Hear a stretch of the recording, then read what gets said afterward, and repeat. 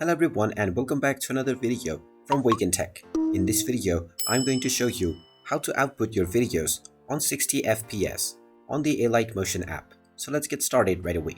First of all, open up the Alight Motion application on your device, and you can open up any of your old projects or create a new one by tapping on the plus icon. If you tap on the plus icon to create a new project, you will immediately see the various options for your project. You can enter your desired project name and choose the aspect ratio. You then have the option to choose the resolution as well as the frame rate. Just click on the drop-down menu alongside frame rate and then scroll down and tap on 60 FPS. You can then tap on the create project option, and now this will create your new project based on your settings that you just selected. You can tap on the gear icon at the top right corner from any of your project and change your frame rate into 60 FPS at any time.